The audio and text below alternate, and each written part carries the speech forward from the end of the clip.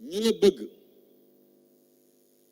ñi nga bokkal bu ñu demee bay xëccoo mbëggeel ak ñi nga bokkalul donte ñëpp ñoo bokk nag Sénégal mais waxin la ça veut dire que ñi nga bokkalul ñoo la gën a bëgg kon ñi jóge fu sori paas seen paasu bopp jël seen auto pour venir nous rejoindre ici chez nous en Casamance, je vous dis à tous merci.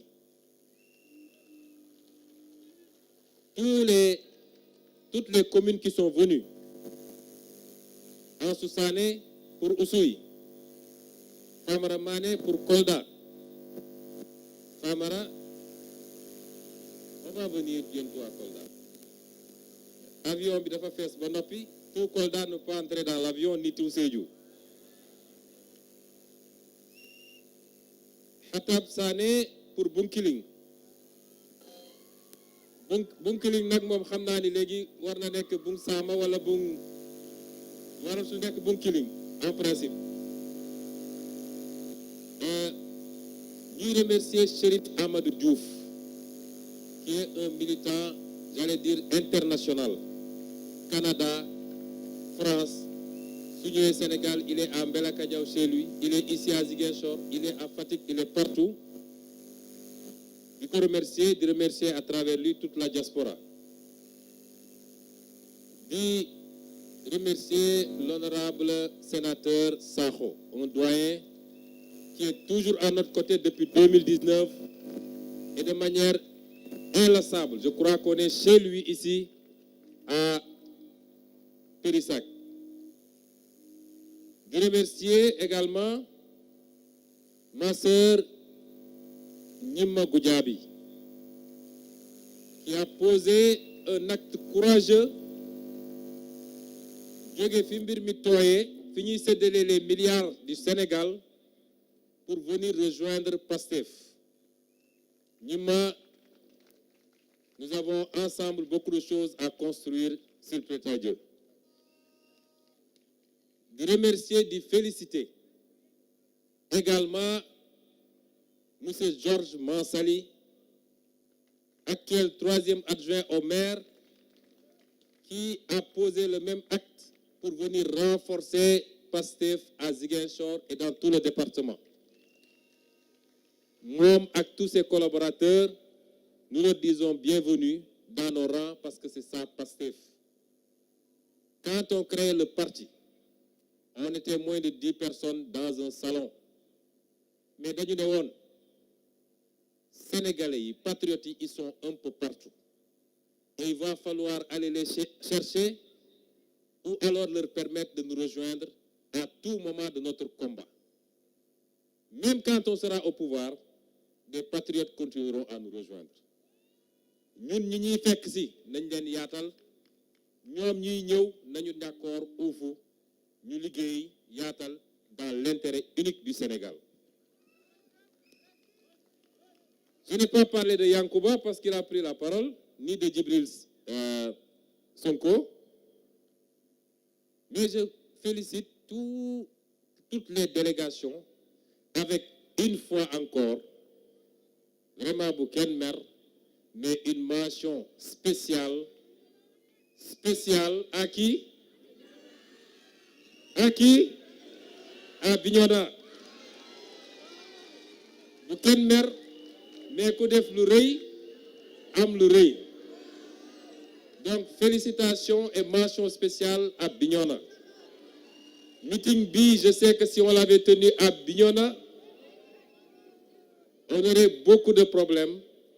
Déjà fi ken xaju fi, mais c'était à Bignona, on allait multiplier par 5. Une mention spéciale à Bignona.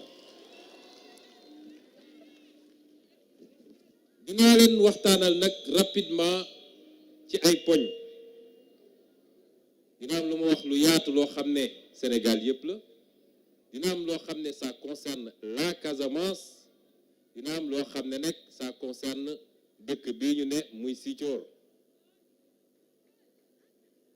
Pour la Casamance, nous avons des gens qu'on nous envoie parce qu'ils sont de chez nous.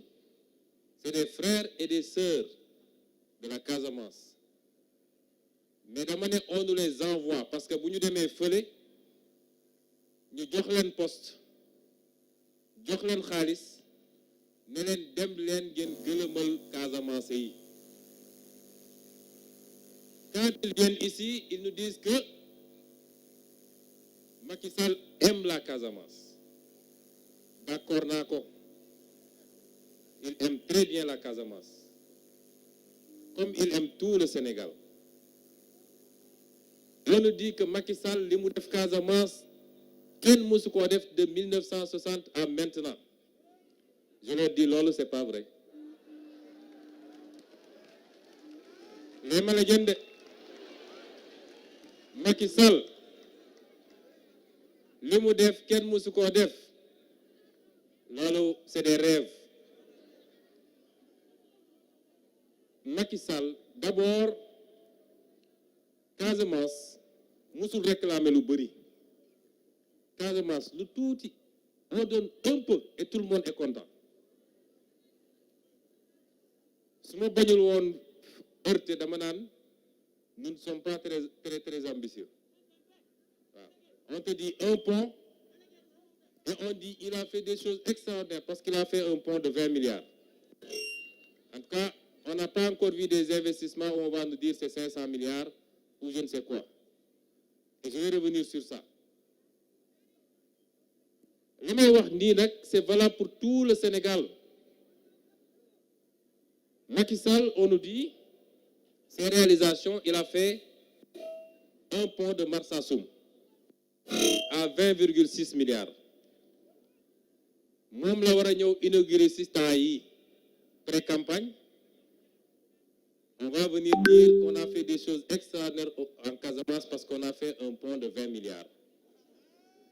Un pont boo xam ne délai de livraison yi ñu waxoon yépp passé na. Il nous avait dit que le pont serait réceptionné en 2020. En 2021, on n'a pas vu le pont. Et on nous dit Macky Sall moo def le pont sur le fleuve Gambie que nous attendions depuis longtemps. Dernier conseil des ministres bu mu consacré Casamance rek, ils l'ont mis comme l'une des réalisations phares. Aujourd'hui, les gens n'attendent même plus le bac. Macky Sall a réglé le pont de Gambie. Je vais vous dire comment ça s'est passé.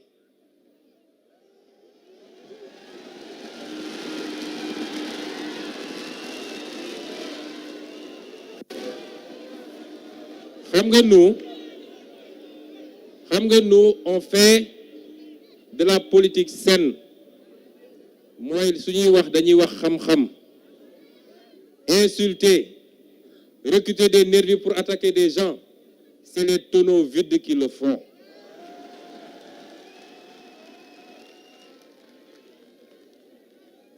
Macky Sall, pour Gambie bi, ça a coûté 93,68 millions de dollars, c'est-à-dire 46 milliards. Gis nga ci 46 milliards yooyu, les 42,2 milliards, c'est une subvention que la Banque africaine de développement a donnée à l'État gambien.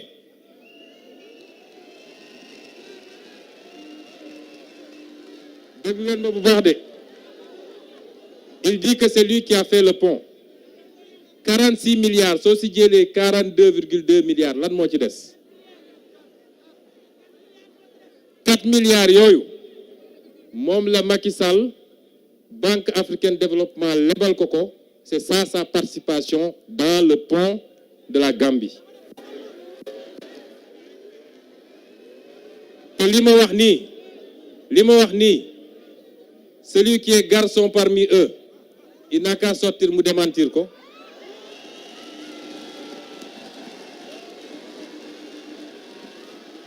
Et depuis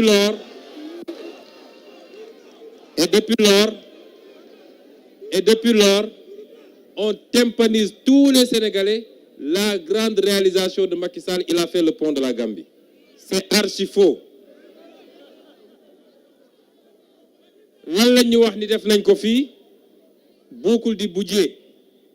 Les études sont déjà finalisées et ils sont en train de rechercher le financement maintenant. Depuis combien de siècles on parle de boucle du budget? Boucle de Kalounaï. Pourtant, le financement est validé depuis longtemps par la Banque africaine de développement. Il a fallu que la population ait tout le temps nous gagne pour qu'on dise qu'on commence les travaux.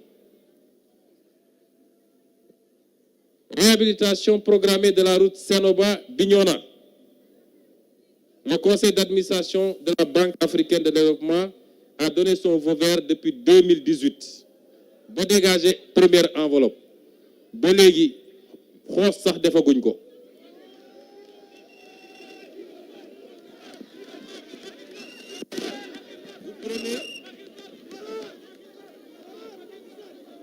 Vous prenez une réhabilitation, reconstruction rapide des ponts de Tobor, Émile Badiane, Baïla et Djouloulou. Depuis combien de temps ils nous parlent de ça? Ils vont attendre que les gens tombent du pont, Bakan Fatoufa, ñu doga jog di daw. Tous ces ponts-là sont devenus des bombes à retardement pour ñep ñu fay jaar. Qu'est-ce que Macky Sall a fait? Nous avons un renforcement desserte maritime Dakar-Ziguinchor. Le bateau Aline Sitoé Diatta, Anamou. Depuis combien de mois? Fan la nek, un bateau qui disparaît. Et les Ganagaraw, ils sont en train de tuer le transport maritime parce que il y a une mafia organisée avec des bateaux pour le transport de la noix d'Anakart. Et en même temps, nous rayons le transport par voie terrestre parce que un Sénégalais n'a pas le droit de transporter de la noix d'Anakart par la route de Ziguinchor ou de Bignona ou d'Oussouy à Dakar ou à Touba ou ailleurs. Non, le FIREG l'a. On n'oserait jamais dire qu'un Sénégalais n'a pas le droit de prendre son camion, de mettre sa marchandise, de quitter Touba pour aller à Saint-Louis ou de quitter Saint-Louis pour aller à Dagana. Pourquoi on dit que fille nit amul droit jël camion pour amener sa noix de Dakar à Dakar? C'est pas normal. On nous a parlé d'Agropole Sud. Un bon projet dans la conception. 80 milliards la ñu soxla pour Agropole Sud. Jusqu'à présent, Agropole Sud amagul. Les fruits pourrissent en Casamance, les produits pourrissent parce qu'on n'a pas une vision pour la Casamance, pour travailler ici, transformer ici et créer de la valeur ajoutée pour les Casamancés et pour le Sénégal. 80 milliards pour un projet comme ça, l'alla signifie pendant que tu mets des centaines de milliards pour construire des stades et des arènes. Puis tu crées des milliers d'emplois, tu crées de la valeur ajoutée, tu exportes et tu as de la devise. Et tu crées de la fiscalité pour les communes et pour l'État. Nga baye lolou yépp di tabax ay affaires yu ñak fayda mais ñak vision wessul lolou et c'est ça Macky Sall.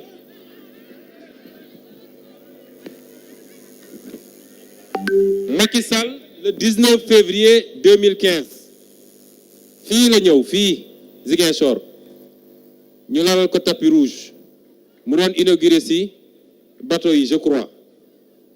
Qu'est-ce qu'il avait dit? Néna, il va construire un chemin de fer Dakar-Ziguinchor pour 500 millions de dollars. Est-ce que vous avez vu train Ziguinchor?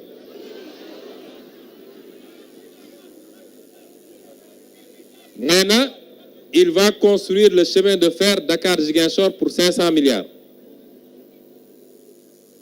Un bon projet. Parce que l'imoudon drainé de Dakar à Tamba, de Tamba à Ziguinchor, corridor bobu, li fa nek ci économie ak li mëna transporter, qu'on n'aurait même pas besoin de dire nos mangues pourrissent ici, on n'aurait même pas besoin de dire que fuñu jaarel noix d'acajou bi. Pendant ce temps, Toubabi Narko, il a préféré prendre plus de 1500 milliards pour faire un terre qui est à terre jusqu'à présent.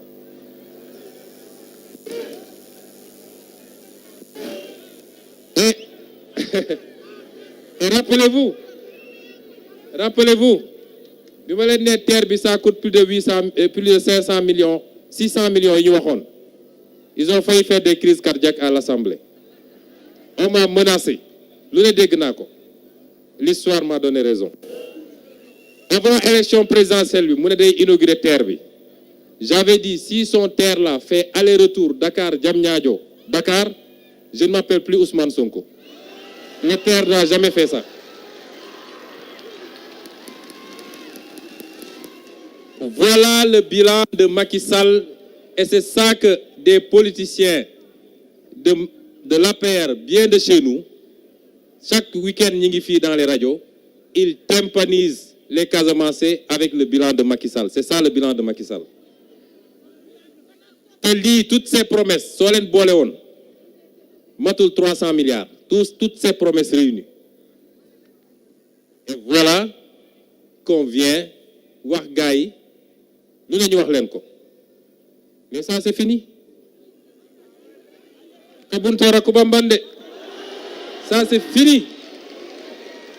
1960, 1960, chaque fois ils viennent, ils racontent des histoires. Nous vous donnerons les chiffres. Nous vous donnerons les faits.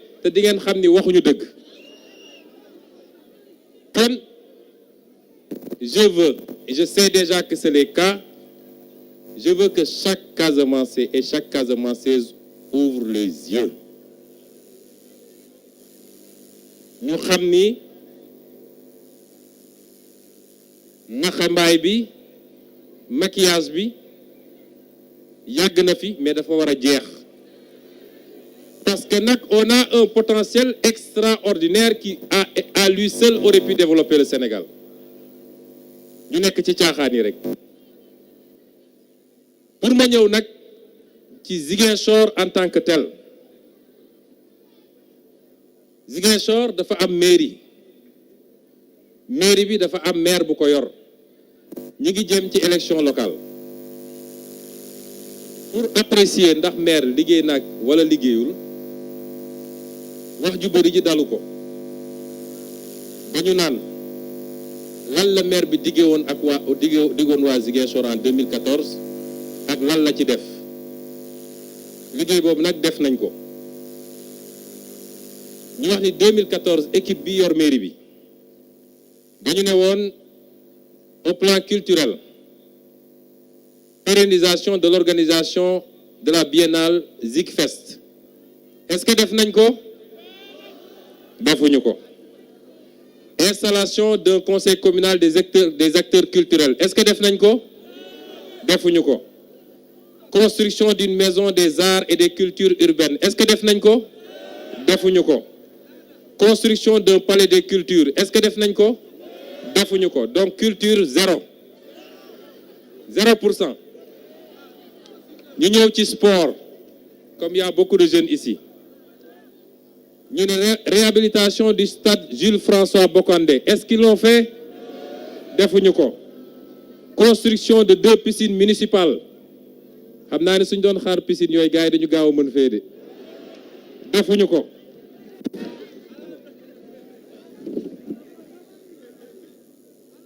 mu bàyyi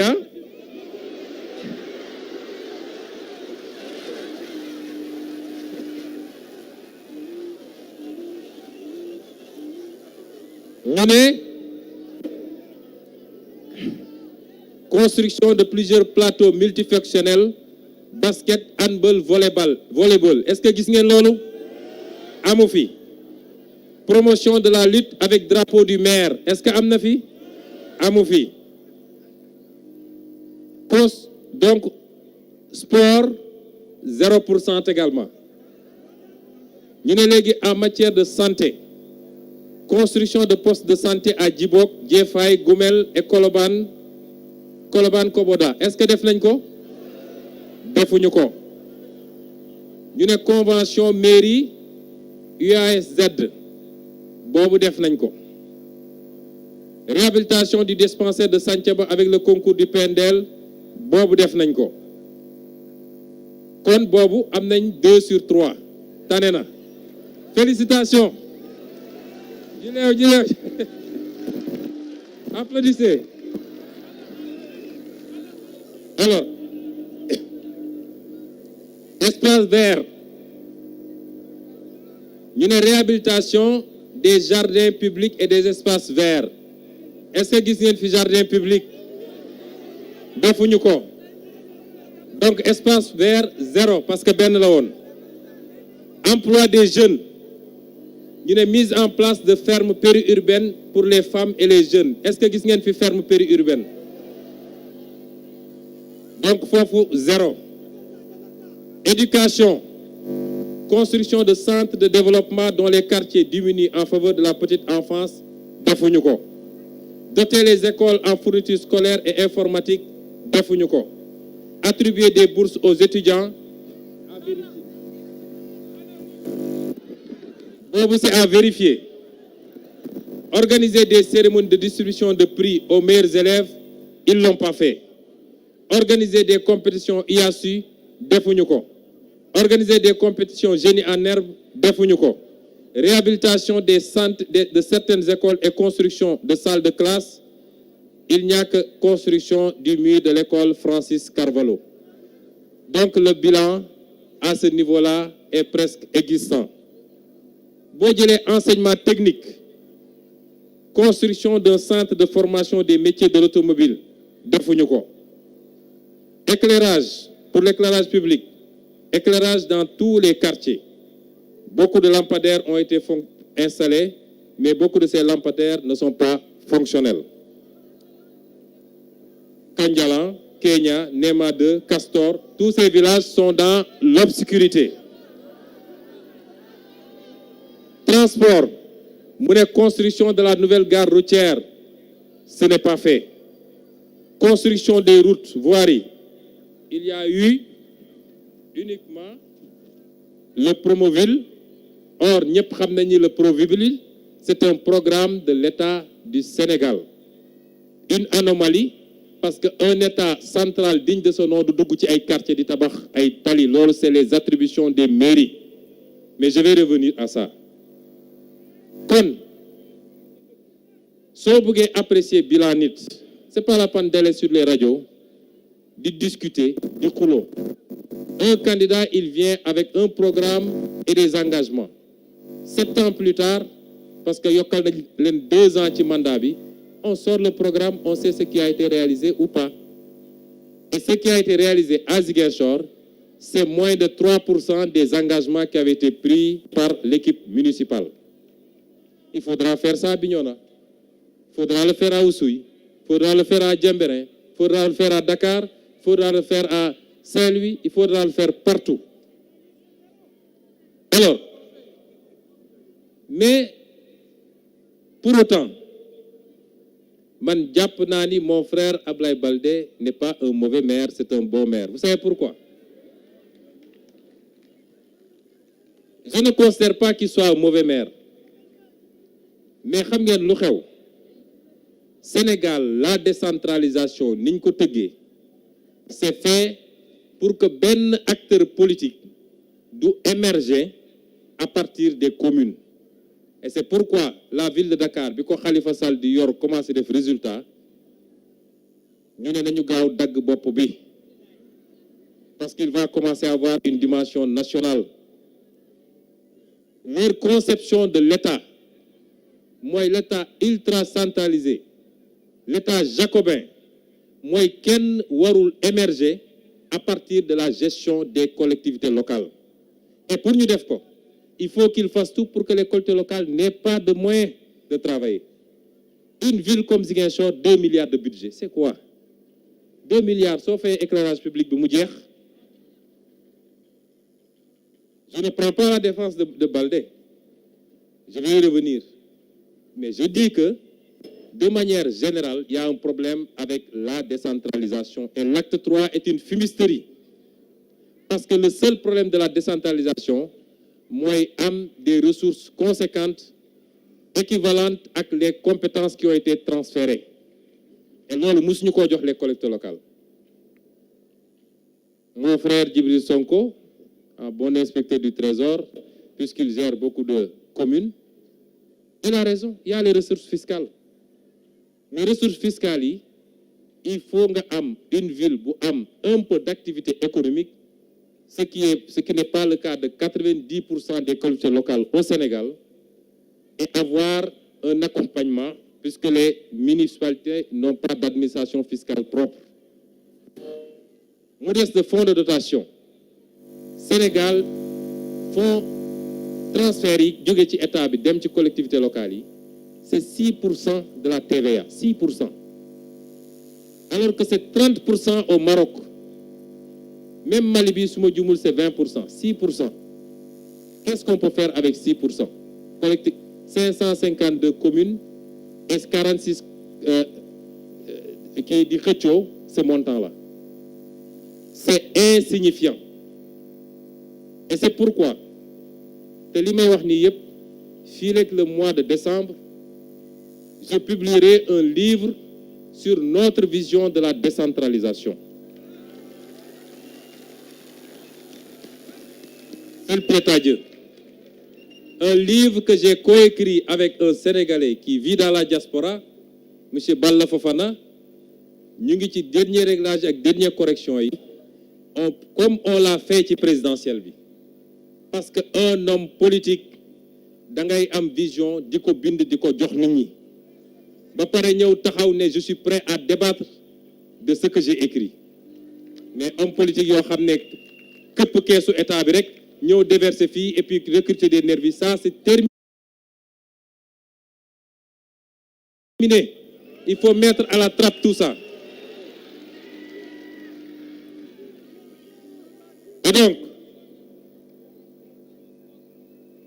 mais ce n'est pas pour autant qu'on ne peut rien faire avec les collectivités. Mais pour le faire, il faut faire preuve d'inventivité. Il faut utiliser quoi. En Casamance. Nous voulons démontrer au monde entier, nous voulons démontrer au Sénégal qu'on peut faire des choses extraordinaires avec ou sans l'État central. Et on va l'expérimenter ici. Et nous avons un résultat.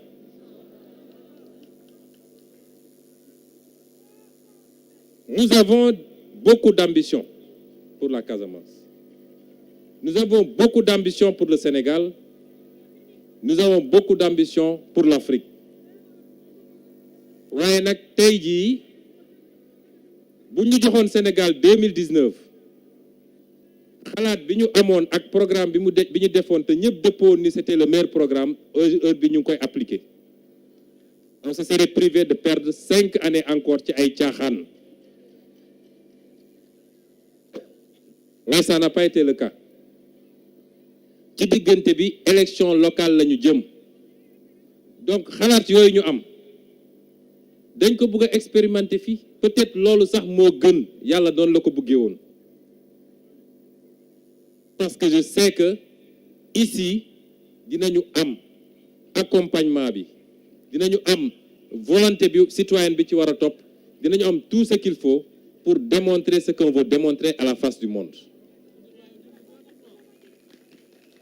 J'ai voulu d'un meeting de la Casamance naturelle et c'est pourquoi j'ai demandé, même sous des benn car, na nit ñi jóge Kolda, na nit ñi jóge Sédhiou, boole kook waa région de Ziguinchor ñu daje fii ñu waxtaan.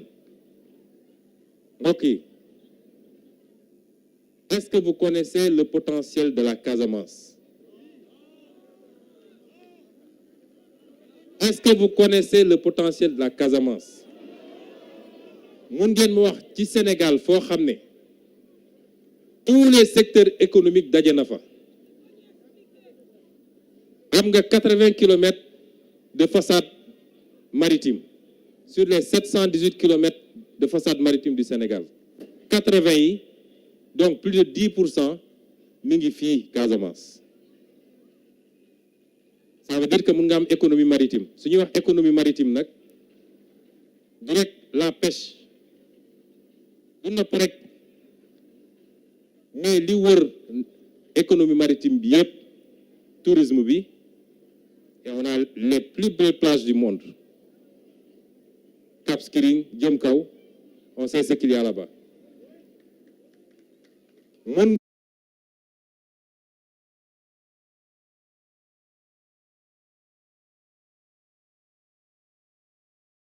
nga yàlla may la ay ressources naturelles te ñun ñëpp xam nañ ni pétrole am na fii frontière diggante Casamance ak Guinée-Bissau donc l'économie maritime ëpp na loolu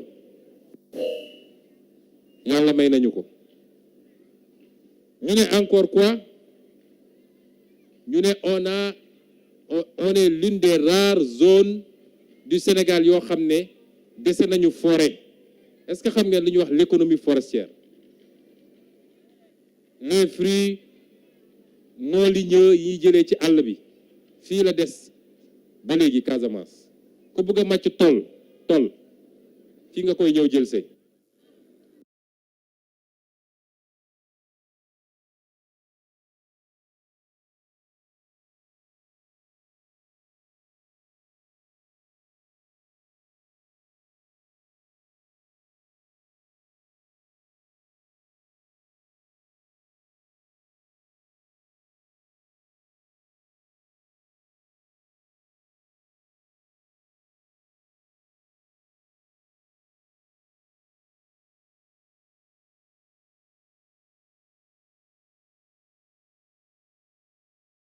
ku bëgg a màcc kaba wala madd pour ñëpp xam Sénégal fi nga koy jëlee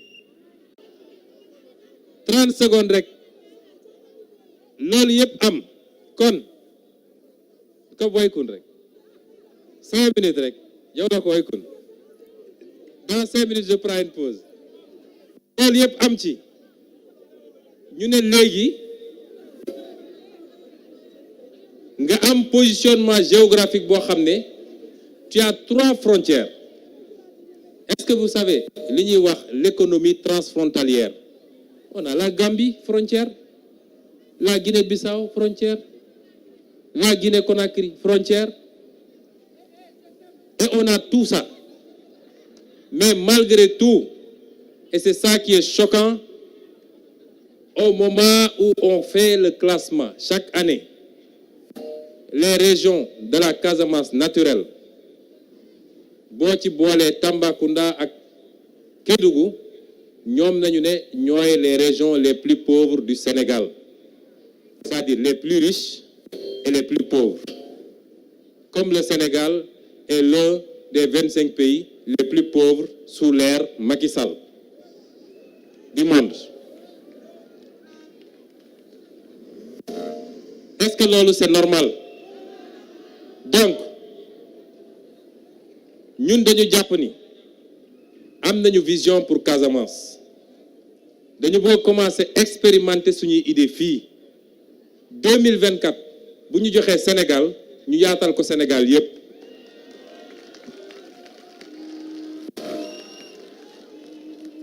am nañu programme économique pour la Casamance ci agriculture ci élevage ci pêche ci filière yépp mais loolu mënuma ko détailler fii ci meeting bi mais dinaa ñëw ñu dans quelques jours vous aurez le programme que nous avons pour la Casamance.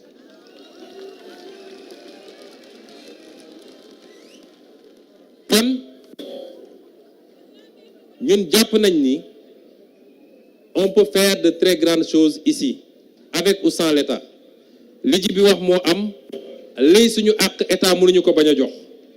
Même si selon que qui opposition la bokk wala fële mun nañu essayer de rétention mais man ce que je veux c'est que ñu gëm suñu bopp hors état ñu lancer suñu programme lii doon suñu responsabilité je vais venir avec des programmes discuter nañu waxtaan nañu ba pare avec des partenaires des bailleurs institutionnels comme non institutionnels li ma bëgg am ci engagement moi, quand on va dire, expérimenter déjà dans le cadre du parti, Vacances agricoles citoyennes,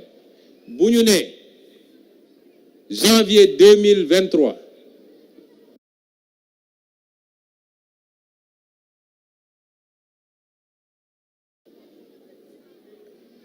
toutes les communes, on va les rafler à plus de 80%, Nico Djibi Wahe.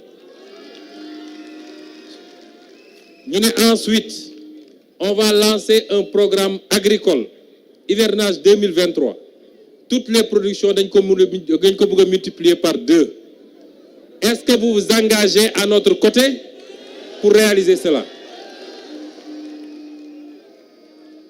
Est-ce que demain, si nous allons lancer des programmes pour que nos villes soient les plus propres du Sénégal, nous allons tous les 15 jours que tout le monde sorte, nous défendons ce que nous devons faire. Est-ce que vous sortirez tous? Ce 20 février 2010. Un exemple là, mais ce que je veux et ce que j'attends de vous, moi, un engagement citoyen sans faille.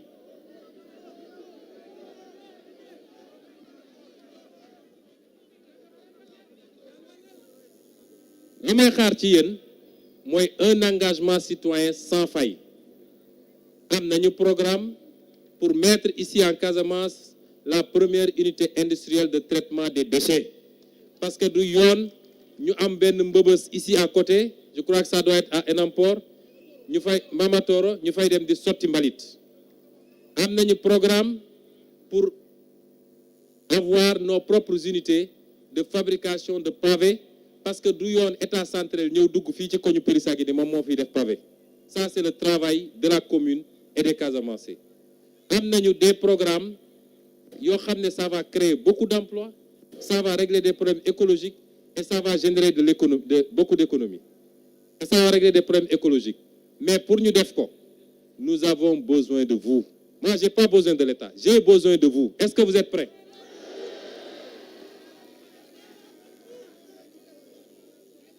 loolu mooy suñu challenge du leneen. Man mon grand-père wala mon arrière-grand-père yéen ñëpp xam ngeen ko, il a été chef de canton, il a fait beaucoup de choses, même ci ñenn ñi nee nañu daf leen doon noggatu, mais Badji Koundaye rek la doon noggatu parce que des paresseux. Mais tey, si on a réglé le problème de la route Tobor-Ziguinchor, c'est grâce à lui, même s'il a contraint les gens à le faire. N'est-ce pas? waaye tey ñun ñëpp xam nañ ni loolu njëriñ la. Si l'école est entrée très vite dans le Boulouf, gannaaw yàlla c'est grâce à lui. ñu bëri bañoon nañ mais ñun ñëpp xam nañ ni léegi loolu njëriñ la.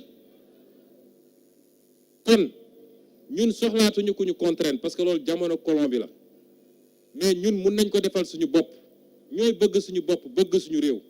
S'il y a des travaux à faire, ñun ñëpp ñu jógandoo, parce que biñ doon forcer nit ñi ñu yenn de gros cailloux, de gros morceaux de trucs pour dem de pierre di ko yóbbu pour teg au niveau de la route de Tobor, ils n'étaient pas contents. Est-ce que nous sommes prêts aujourd'hui, maintenant, à faire la même chose mais volontairement, parce que nous aimons notre Casamance? Est-ce que nous sommes prêts? loolu laa soxla si yéen, soxlawuma leneen. La ca des bàyyi leen ñu ko parce que am nañu gis-gis bi, am nañu xam-xam bi, am nañu yéene bi. Et c'est ça que nous voudrons faire avec le Sénégal, parce que un pays waa réew mi koy tabax. On vous dit les bailleurs de fonds, ceux-ci ils prennent des avions dem di saraxu xaalis di leb. Nous avons fait des générations. Un pays, c'est les fils et les filles du pays qui ont été réunis. Et c'est ce qu'on veut expérimenter ici. Est-ce que vous êtes prêts?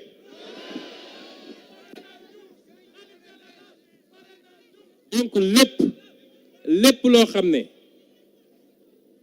am nañ ko yéene bis bu ñu dénkee réew mi bëgg nañ ko expérimenter fii, même sur le plan mémoriel. Plan mémoriel mooy lan? Tey sooy doxantu biir Ziguinchor, quand tu te promènes dans les rues de Ziguinchor, tu as l'impression peut-être que tu es en France, surtout fi ñuy wax Escale. On te dit quoi? Rue Javelier, rue Lieutenant Triche, rue Lemoine, rue de France, rue Général de Gaulle. Nous, on n'a pas de héros. Music.